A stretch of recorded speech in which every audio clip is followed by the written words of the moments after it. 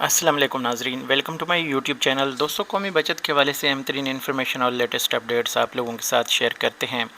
दोस्तों, मैंने एक वीडियो शेयर की थी सूद के हवाले से।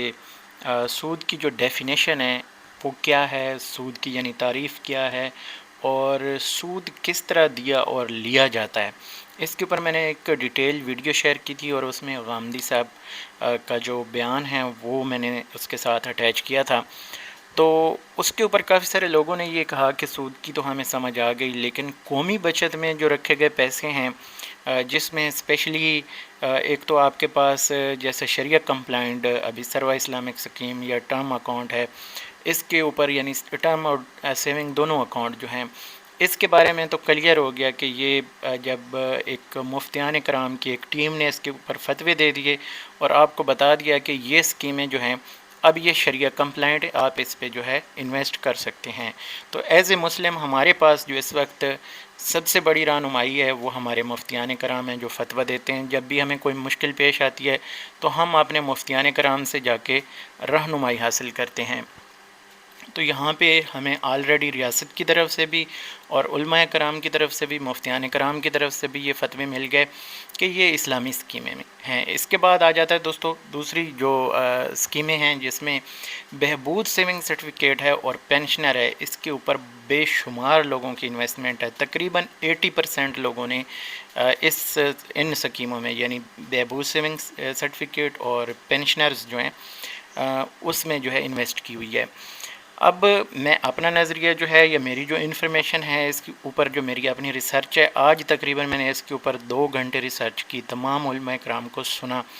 तो सूद, जैसे कि आपको पता है कि सूद के ऊपर बहुत सेंसिटिव ये मैटर है। इसके ऊपर मैं वीडियो बनाने से पहले मुझे ये भी एक होता है कि हम कहीं कोई ऐसी गलत बात ना कह जाएं जिससे दूसरों को गलत जो है रहनुमाई मिले। तो मैंने इसके ऊपर मुकम्मल रिसर्च की, तमाम उलमा कराम जो कि पाकिस्तान बशमूल इंडिया के तमाम की मैंने ये इन्फॉर्मेशन वहाँ से इकट्ठी की। और उसके बाद जो मेरे पास अपना एक नज़रिया है कि इस्लाम के दौर में जो ट्रेड हो रहा था या लेन देन हो रहा था वो गोल्ड में था, सोने की शर्फियाँ थीं। तो डेफ़िनेटली उनकी मार्केट में वैल्यू जो है वो कम नहीं होती। वक्त के साथ साथ गोल्ड की जो वैल्यू है वो बढ़ती रहती है। जैसे कि आजकल जो पेपर करेंसी आने के बाद ये मसला बहुत ज़्यादा हो गया कि पेपर करेंसी की वैल्यू बहुत ज़्यादा अप डाउन होती है, जबकि गोल्ड की जो प्राइस है वो हमेशा जो है वो तकरीबन एक ही सतह पे है। अगर बढ़ती है तो वो डॉलर में ही बढ़ती है, हमारे पाकिस्तानी रुपए में डॉलर की रेशो से बढ़ती है। फॉर एग्ज़ाम्पल, अगर $100 मार्केट में गोल्ड की कीमत जो फ़ी औंस चलता है जो इंटरनेशनल मार्केट में, तो $100 अगर फॉर एग्ज़ाम्पल उसकी कीमत बढ़ी है तो यहाँ पे हमारी जो कन्वर्शन रेट है अभी जैसे 280 चल रहा है, तो 28,000 रुपये ऑटोमेटिक फ़ी तोला या जितनी भी एक रेशो ओंस के साथ अगर है तो फिर उस हिसाब से बढ़ जाती है। तो जो पेपर करेंसी है या जो पाकिस्तानी करेंसी है इसका तो ये सीन है नहीं। हमारे जो करेंसी है उसकी तो वैल्यू डे बाई डे बहुत कम होती जा रही है। इवन के जिन लोगों ने 3 साल की जो स्कीमें हैं उसमें भी इन्वेस्ट किया था आज से पहले 50 लाख रुपए, तो अगर आज वो पैसे निकाल के डॉलर जाके कन्वर्ट करते हैं या मार्केट से कोई चीज़ लेने जाते हैं, तो आई थिंक जो उस वक्त उनको 3 साल पहले 10 लाख रुपए की मिल रही थी, आज उनको वो 30 लाख रुपए की या हो सकता है 40 लाख की मिल रही हो। इतने हमारे वैल्यू जो है वो कम हो चुकी है। अगर उस रेशो को हम कंसीडर करें तो तकरीबन ये 25% सालाना बनता है। राउंड फिगर भी आप कर लें 20 से 25%। तो यही कुछ जो है ये बचत स्कीमें मैक्सिमम अभी दे रही हैं। जो लेटेस्ट जो प्रॉफिट रेट्स हैं ये अभी जो शॉर्ट टर्म सेविंग सर्टिफिकेट के ऊपर और दूसरी जो बचत स्कीमें हैं बहबूद सेविंग और पेंशनर के ऊपर तो अभी तक इतना प्रॉफिट नहीं है। तो ये चीज़ें जो हैं कंसीडर करनी चाहिए। जब भी हम ऐसे कोई फतवे देते हैं या लेते हैं तो सबसे पहले हमारा ये सवाल होना चाहिए मुफ्तियान कराम से। मेरे पर्सनल जो सवाल हैं वो ये हैं कि पहले जो इस्लाम के दौर में जब ये फतवे आए थे रिबा के बारे में या जो आयत करीम आई हैं, तो इनके बारे में जब हम तफसील में जाते हैं तो वहाँ पे गोल्ड उस वक्त लेन देन ट्रेड हो रहा था, लेन देन हो रहा था। आज जो है वो रुपए में है और रुपए की वैल्यू जो है कम होती है।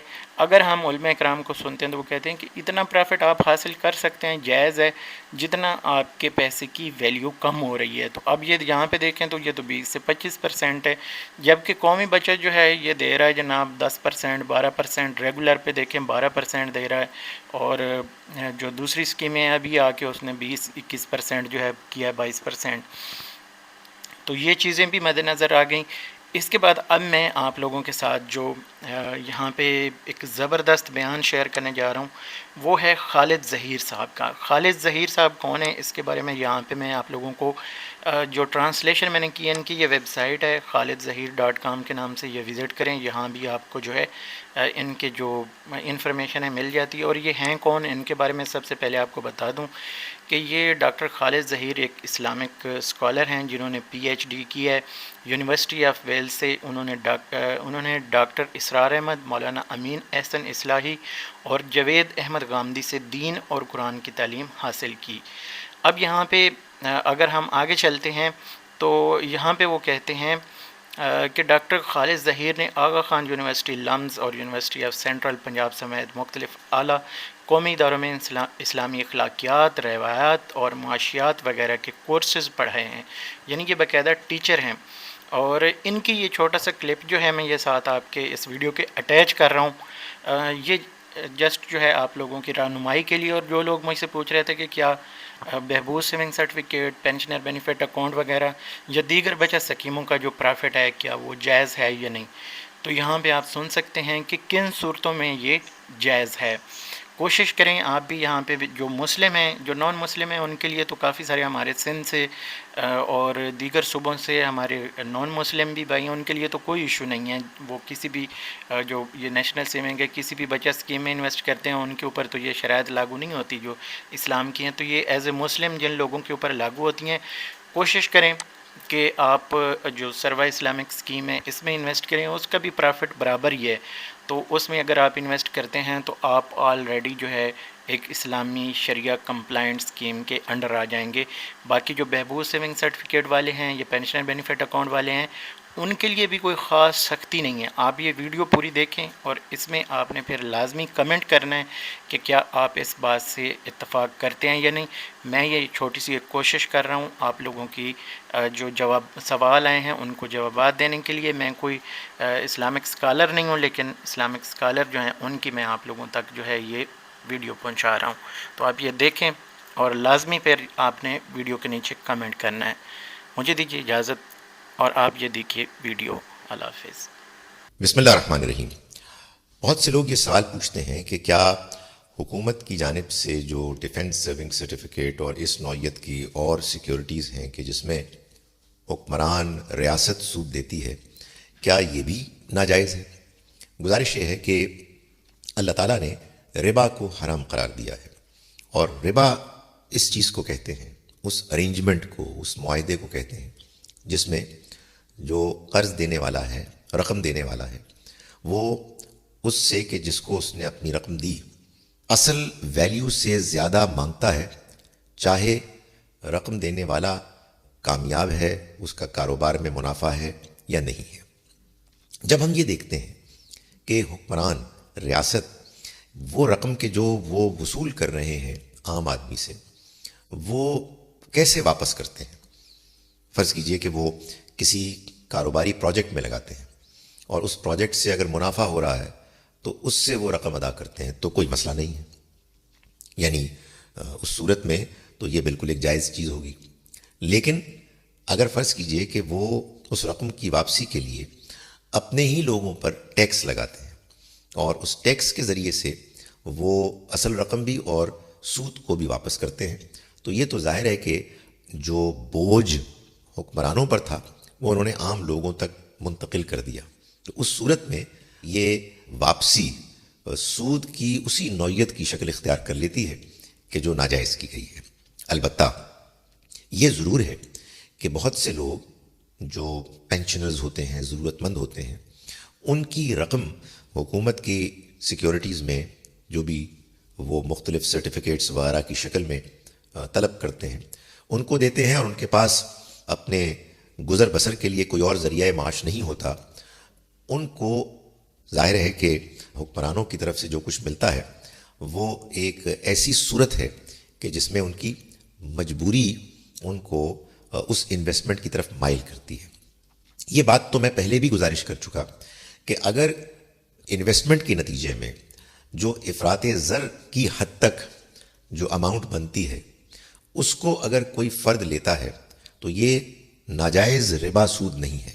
اس کا ہماری زبان میں کوئی بھی نام ہو، لیکن بہرحال یہ وہ چیز ہے کہ جو اپنی اصل سے زیادہ نہیں مانگی گئی، اس کا مطالبہ نہیں کیا گیا.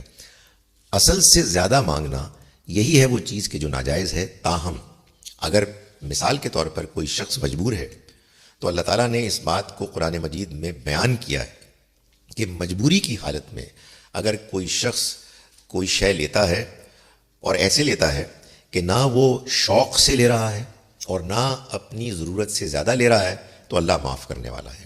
فمن اضطر غیر باغ ولا عاد فإن اللہ غفور الرحیم. جو کوئی مجبور ہو گیا اور اس نے بغیر شوق کے اور اتنا جتنی اس کی ضرورت ہے اتنا لیا تو اللہ معاف کرنے والا.